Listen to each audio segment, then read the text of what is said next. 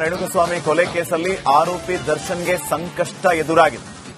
ಪ್ರಕರಣದ ಸಾಕ್ಷಿಗೆ ಧಮಕಿ ಹಾಕಿದ್ದ D ಫ್ಯಾನ್ಸ್ಗೆ grill ನಡೆದಿರೋದು. Darshan ಜಾಮೀನಿನ ಮೇಲೆ ಪ್ರಭಾವ ಬೀರುತ್ತಾ ಈ ಧಮಕಿ ಕೇಸ್. 49ನೇ ಸಾಕ್ಷಿಯೊಬ್ಬರಿಗೆ ಬೆದರಿಕೆ ಹಾಕಿದ್ದ 3. ಈಗಾಗಲೇ ಈ ವಿಚಾರವಾಗಿ ನಮ್ಮ ಪ್ರತಿನಿಧಿ ಅಭಿಷೇಕ್ ಹೇಳ್ತಾ ಇದ್ರು, ಈ ರೀತಿ ಧಮಕಿ ಹಾಕೋದು, ಮತ್ತೊಂದು ಮಗದೊಂದು, ಒಳಗಿದ್ದೆ ಹಿಂಗೆ, ಆಚೆ ಬಂದ್ರೆ ಇನ್ನೆಂಗೋ, ಈ ರೀತಿ ಆಯಾಮದಲ್ಲಿಯೂ ಕೂಡ ಅಲ್ಲಿ ಯೋಚನೆಗಳು ನಡೆಯುತ್ತೆ ಅನ್ನುವಂತಹ ವಿಚಾರ. ಸೊ ಸಾಕ್ಷಿ ಹೇಳದಂತೆ ಬೆದರಿಕೆ ಹಾಕಿದ್ದವರ ತೀವ್ರ ವಿಚಾರಣೆ. ವೇಣು, ಸುಹಾಸ್, ಪುನೀತ್ಗೆ ಕಾಮಾಕ್ಷಿ ಪಾಳ್ಯ ಠಾಣೆಯಲ್ಲಿ ವಿಚಾರಣೆ. 3 ವಿಚಾರಣೆಯ ವೇಳೆ ಸ್ಫೋಟಕ ಅಂಶ ಬಟಾಬೈಲು. ಸಾಕ್ಷಿದಾರನ ಜೊತೆಗೆ ಸುಹಾಸ್ ಸುತ್ತಾಡಿತು. ವಿಡಿಯೋ ಕಾನ್ಫರೆನ್ಸ್, ಸಾಕ್ಷಿದಾರನೊಂದಿಗೆ ಪುನೀತ್ ವಿಡಿಯೋ ಕಾಲಲ್ಲಿ ಮಾತಾಡಿತು. ಟೀ ಕಂಪನಿ ಫ್ಯಾನ್ ಪೇಜ್ ನಿರ್ವಹಿಸ್ತಾ ಇದ್ದದ್ದು ಈ ಪುನೀತ್. ಸುಹಾಸ್ ಮತ್ತು ವೇಣು ತುಮಕೂರಿನ ದರ್ಶನ್ ಅಭಿಮಾನಿ ಸಂಘದವರು ಸಾಕ್ಷಿ ಹೇಳದಂತೆ ತಾಕೀತು ಮಾಡಿರುವಂತಹ ವಿಚಾರ ಈಗ ಆಚೆ ಬಂದಿರೋದು. ಈಗ ಇವರನ್ನ ಈಗಾಗಲೇ ಕಸ್ಟಡಿಗೆ ನೀಡಲಾಗಿದೆ. ಮತ್ತಿಬ್ಬರು, ಈಗ ಇಬ್ಬರು ಸಾಕ್ಷಿ ಹೇಳದಂತೆ ತಾಕೀತು ಮಾಡಿದರೆ ಇನ್ನ ಇಬ್ಬರಿಂದ ಧಮಕಿ ಕೂಡ ಹಾಕಿರೋದು.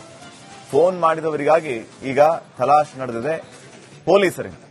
ಫೋನ್ನಲ್ಲಿ ಮಾತಾಡಿದ ಆ ಇಬ್ಬರು ಯಾರು? ಕಾಲ್ ಹಿಸ್ಟ್ರಿ, ವಾಟ್ಸ್ಆಪ್ ಡಿಲೀಟ್ ಮಾಡಿರುವ ಪುನೀತ್ ಕಾಲ್ ಡೀಟೇಲ್ಸ್ ಅನ್ನ ರಿಟ್ರೀವ್ ಮಾಡೋದಕ್ಕೆ ಈಗ ಪೊಲೀಸರು ಮುಂದಾಗಿದ್ದಾರೆ. ಅಭಿಷೇಕ್, ಈಗ ಇನ್ನಿಬ್ಬರು ಯಾರು ಅನ್ನಂತಹ ವಿಚಾರ ಇದೆ. ಇದ್ರ ಬಗ್ಗೆ ಪೊಲೀಸರು ಯಾವ ರೀತಿ ತನಿಖೆಯನ್ನ ನಡೆಸ್ತಾ ಇದ್ದಾರೆ, ಏನೆಲ್ಲ ಅಪ್ಡೇಟ್ಸ್ ಕೊಡ್ತೀರಿ ಈ ವಿಚಾರವಾಗಿ? ಈಗಾಗಲೇ ಇದರ ಈ 3 ಜನರನ್ನ 5 ದಿನಗಳ ಕಾಲ ಕಸ್ಟಡಿಗೆ ತೆಗೆದುಕೊಂಡು ವಿಚಾರಣೆ ನಡೆಸಲಾಗುತ್ತೆ. ಈಗ ಅವರು ನನ್ನ ದರ್ಶನ್ಗೆ ಸಹಾಯ ಮಾಡ್ತೀನಿ ಅನ್ನುವಂತಹ ನಿಟ್ಟಿನಲ್ಲಿ ಬೆದರಿಕೆ ಹಾಕುವಂಥದ್ದು ಮತ್ತೆ ಇನ್ನಿತರ ಕೃತ್ಯಗಳನ್ನು ಮಾಡೋದು, ಅದು ಸಹಾಯ ಆಗ್ತಾ ಇಲ್ಲ ದರ್ಶನ್ಗೆ ಸಂಕಷ್ಟ ಆಗ್ತಾ ಇದೆ. ಹೀಗಾಗಿ ಈ ರೀತಿಯಾದಂತಹ ರೌಡಿಸಂಗಳನ್ನು ಮಾಡುವಂತಹ ಮುಖಾಂತರ, ಬೆದರಿಕೆ ಹಾಕುವಂತಹ ಮುಖಾಂತರ, ಏನು ವಿಡಿಯೋ ಕಾಲ್ಗಳಲ್ಲಿ ಬೆದರಿಕೆ ಹಾಕುವಂಥದ್ದು ಈ ರೀತಿ ಆಗುತ್ತೆ, ಮುಂದಿನ ಪರಿಣಾಮ ಸರಿ ಇರಲ್ಲ, ಈ ರೀತಿಯಾದಂತಹ ಒಂದಷ್ಟು ಧಮಕಿ ಹಾಕುವಂತಹ ಒಂದು ಕೆಲಸಗಳನ್ನ ದರ್ಶನ್ ಫ್ಯಾನ್ಸ್ ಮಾಡಿದ್ದಾರೆ ಅನ್ನುವಂತಹ ಆರೋಪವನ್ನ ಇಟ್ಟುಕೊಂಡು ಈಗಾಗಲೇ ಏನು ಬಂಧನ ಆಗಿದೆ. ಇದೆಲ್ಲವೂ ಕೂಡ ಅವರಿಂದ ಮಾಹಿತಿಯನ್ನ ಕಲೆ ಹಾಕುವಂತಹ ಕೆಲಸಗಳನ್ನು ಕಾಮಾಕ್ಷಿಪಾಳ್ಯ ಪೊಲೀಸರು ಮಾಡ್ತಾ ಇದ್ದಾರೆ ಅಂತಾನೆ ಹೇಳ್ಬೋದು. ಅವರಿಂದ ವಿಡಿಯೋ ಕಾಲ್ ಮಾಡಿರುವಂತಹ ವ್ಯಕ್ತಿ ಯಾರು ಅನ್ನೋದು ಕೂಡ ಈಗ ಸದ್ಯದ ಮಟ್ಟಿಗೆ ಗೊತ್ತಾಗಿದೆ. ಅಂದ್ರೆ ವಿಡಿಯೋ ಕಾಲ್ ಯಾರಿಗೆ ಮಾಡಿರೋದಂತ ಅದು ಅಫಿಷಿಯಲ್ ಆಗಿ ಒಂದು ವರದಿ ಬರಬೇಕಾಗುತ್ತೆ. ಹೀಗಾಗಿ ಅವರ ಮೊಬೈಲ್ಗಳನ್ನ ರಿಸೀವ್ ಮಾಡಿ ಅದನ್ನ ಪರಿಶೀಲನೆ, ಅಂದ್ರೆ ತಮ್ಮ ಒಂದು ಕಸ್ಟಡಿಗೆ ತೆಗೆದುಕೊಂಡು ನಂತರ ಒಂದಷ್ಟು ಮಾಹಿತಿಯನ್ನ ಕಲೆ ಹಾಕಿದ ಬಳಿಕ ಅದನ್ನ ಎಫ್ಎಸ್ಎಲ್ಗೆ ರವಾನೆ ಮಾಡಲಾಗುತ್ತೆ. ಅಲ್ಲಿ ಅಧಿಕೃತವಾದಂತಹ ವರದಿ ಬಂದ ಬಳಿಕ ಮತ್ತಷ್ಟು ವಿಚಾರಣೆ ನಡೆಸುವಂತಹ ಒಂದು ಪ್ರಕ್ರಿಯೆಗಳನ್ನು ಕೂಡ ಮಾಡಲಾಗುತ್ತೆ. ಹೀಗಾಗಿ ಯಾರೇ ಆದರೂ ಕೂಡ ದರ್ಶನ್ ಕಾನೂನು ಮುಖಾಂತರವೇ ಹೊರಗಡೆ ಬರಬೇಕೆ ಹೊರತು ಈ ರೀತಿಯಾದಂತಹ ಒಂದು ಬೆದರಿಕೆ ಹಾಕುವಂಥದ್ದು, ಅವರನ್ನ ಧಮಕಿ ಹಾಕುವಂತಹ ರೀತಿಯಲ್ಲಿ ಇದನ್ನ ಭಯಪಡಿಸುವಂತಹ ಒಂದು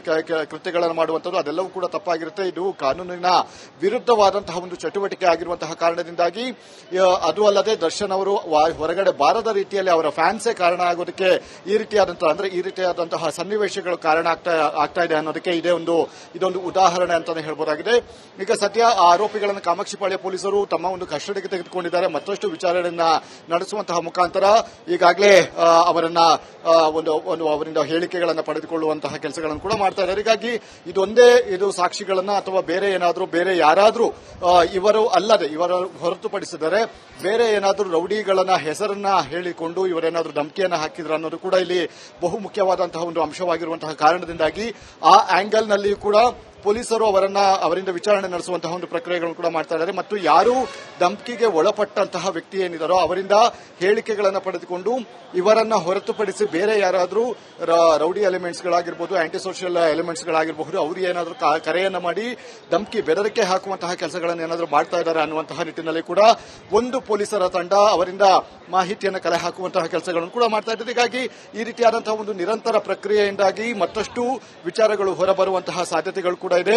ಮುಂದಿನ ದಿನಗಳಲ್ಲಿ ದರ್ಶನ್ ಏನೇ ಒಂದು ಕಾನೂನಾತ್ಮಕವಾಗಿ ಯೋಜನೆ ಮಾಡಿದ್ರೂ ಕೂಡ ಇಂತಹ ಒಂದು ಸಣ್ಣ ಎಫ್ಐಆರ್ಗಳು, ಇಂತಹ ಒಂದು ಕೃತ್ಯಗಳು ಮುಂದೆ ಅವರಿಗೆ ಸಂಕಷ್ಟ ಎದುರಾಗುವುದಂತೂ ಸಹಜ ಅಂತಾನೆ ಹೇಳ್ಬೋದಾಗಿದೆ.